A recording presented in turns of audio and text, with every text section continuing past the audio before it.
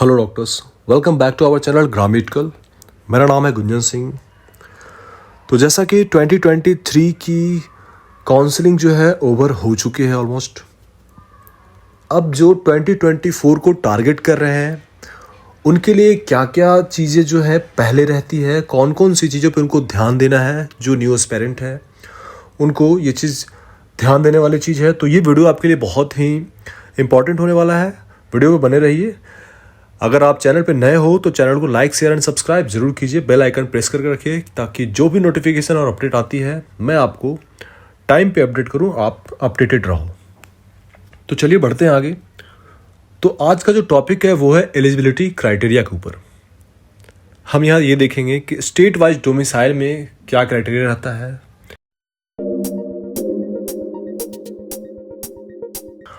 Residential domicile का क्या criteria होता है और ओपन स्टेट एलिजिबिलिटी क्राइटेरिया क्या है। इन्हीं सारी चीज़ों पे हम डिस्कस करेंगे। ये इन शॉर्ट आपको मैं बताऊं तो आप कौन कौन से स्टेट, बहुत सारे कैंडिडेट को ये प्रॉब्लम होती है, हर साल मैं देखता हूँ कन्फ्यूजन होती है कि वो कौन कौन से स्टेट के लिए एलिजिबल है, गवर्नमेंट के लिए, प्राइवेट के लिए। तो इसी पे हमारा ये टॉपिक है। तो बढ़ते हैं आगे कि कैसे कैसे आपको करना है और कहाँ कहाँ आप एलिजिबल हो। तमिलनाडु स्टेट की मैं अगर बात करूँ तो यहाँ का जो क्राइटेरिया है कि अगर आपने यहाँ से MBBS किया है तो आप तमिलनाडु के गवर्नमेंट स्टेट कोटा, जो गवर्नमेंट होती है 50% की स्टेट कोटा पे आप कर सकते हो अप्लाई, एलिजिबल रहोगे तमिलनाडु के लिए अगर आपने MBBS किया। अगर आप दूसरे स्टेट से भी हो और आपने MBBS यहाँ से कर लिया है तो आप इस स्टेट के लिए गवर्नमेंट कोटा में अप्लाई कर सकते हो। दूसरा कंडीशन है रेसिडेंशियल, अगर आपका वहाँ का है तमिलनाडु का तो भी आप वहाँ के कॉलेज, गवर्नमेंट कॉलेज के लिए अप्लाई कर सकते हो, आप वहाँ एलिजिबल होगे। तमिलनाडु एक ओपन स्टेट है तो यहाँ के प्राइवेट इंस्टीट्यूट के लिए भी कोई बाहर के कैंडिडेट, कोई अदर स्टेट के कैंडिडेट अप्लाई कर सकते हैं।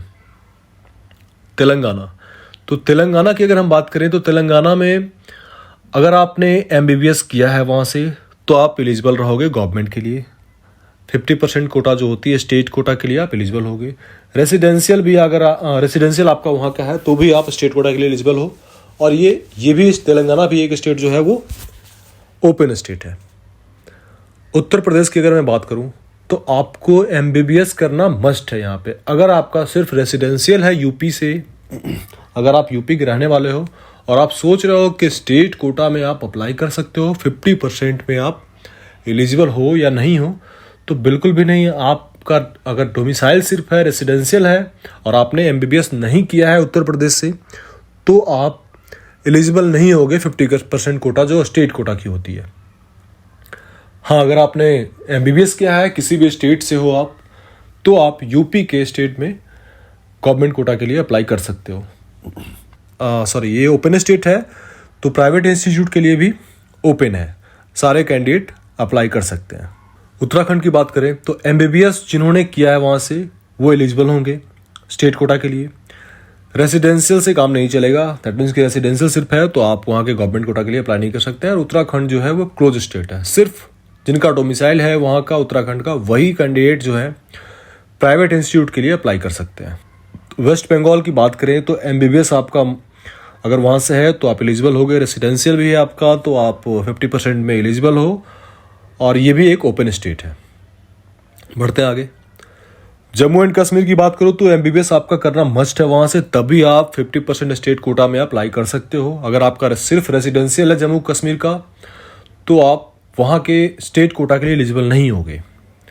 और ये ओपन स्टेट नहीं है, ये एक क्लोज स्टेट है। तो बाहर वाले कैंडिडेट जो भी है अदर स्टेट के हैं वो जम्मू कश्मीर के लिए अप्लाई नहीं कर सकते हैं। झारखंड की अगर मैं बात करूँ तो MBBS अगर आपकी वहाँ से है, आपने MBBS किया है तो आप तभी आप सिर्फ एलिजिबल होंगे स्टेट कोटा के लिए। रेसिडेंशियल से काम नहीं चलेगा और झारखंड एक क्लोज स्टेट है। कर्नाटका की बात करूँ तो ये तीनों ही फॉर्मेट में ओके है। दैट मीन्स कि MBBS अगर आपने किया है वहाँ से तब भी आप स्टेट कोटा के लिए एलिजिबल हो।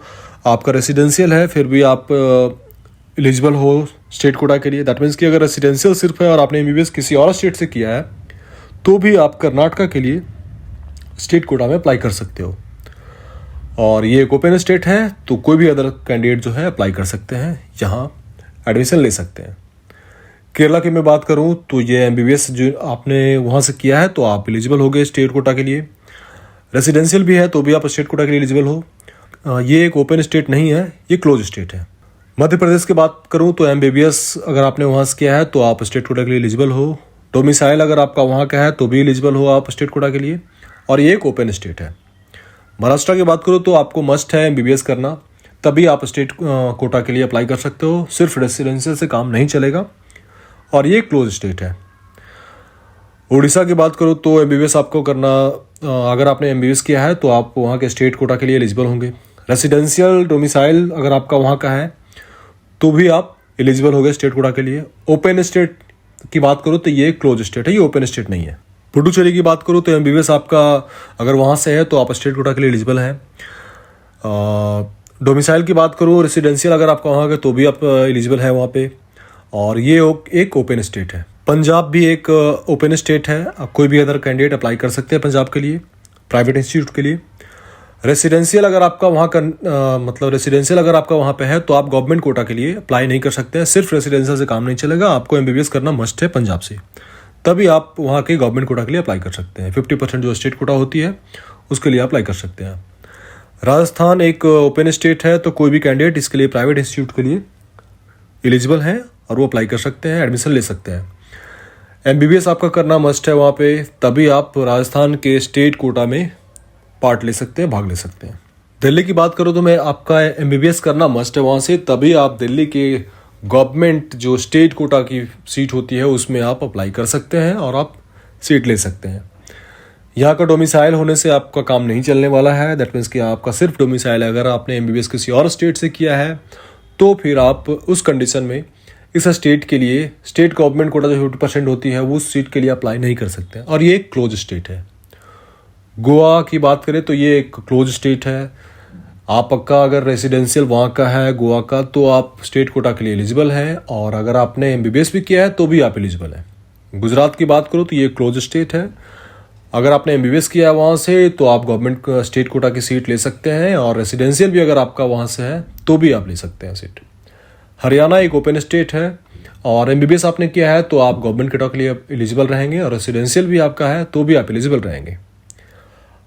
हिमाचल प्रदेश की बात करो तो ये भी एक ओपन स्टेट है, और एमबीबीएस अगर आपने वहाँ से किया है तो आप गवर्नमेंट सीट ले सकते हैं स्टेट कोटा की, और रेसिडेंशियल भी आपका अगर वहाँ पे है। अगर आपने एमबीबीएस किसी और स्टेट से किया है, सिर्फ रेसिडेंशियल आपका है हिमाचल प्रदेश का, इन दैट केस भी आप वहाँ गवर्नमेंट कोटा जो सीट होती है 50% के स्टेट कोटा की वो आप ले सकते हो।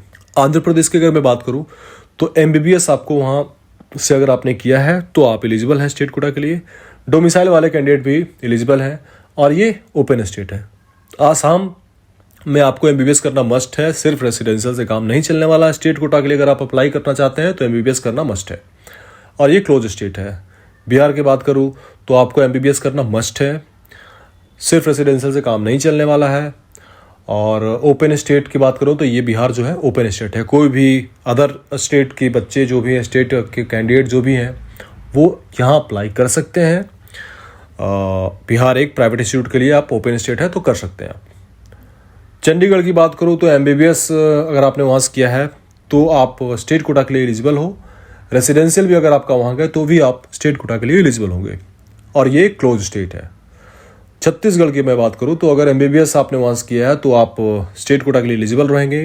रेसिडेंशियल भी है तो भी आप एलिजिबल रहेंगे, और ये एक ओपन स्टेट है तो प्राइवेट इंस्टीट्यूट के लिए कोई भी अदर कैंडिडेट किसी भी स्टेट से अप्लाई कर सकते हैं यहाँ के लिए। तो ये कुछ यूजफुल इन्फॉर्मेशन थे, जो बहुत सारे डाउट होते हैं इसके लिए। बहुत सारे कैंडिडेट बोलते हैं कौन कौन से स्टेट के लिए मैं कर सकता हूँ या नहीं कर सकता हूँ, तो ये जानना आपके लिए बहुत ज़रूरी था। आई होप कि इस वीडियो से आपको कुछ ना कुछ आइडिया जरूर लगा होगा कि कौन कौन से स्टेट में आप कर सकते हो, कौन सा स्टेट क्लोज स्टेट है, कौन से स्टेट में क्या क्राइटेरिया है। वीडियो अगर आपको अच्छा लगा तो वीडियो को लाइक शेयर ज़रूर करें, और आप अगर हमसे सर्विसेज चाहते हैं तो आप अभी से हमसे जुड़ सकते हैं। जब तक आपका एडमिशन नहीं होता है, जब तक आपको सीट नहीं मिलती है, तब तक हमारी गाइडेंस आपको मिलती रहेगी। तो it's all for today, thank you so much.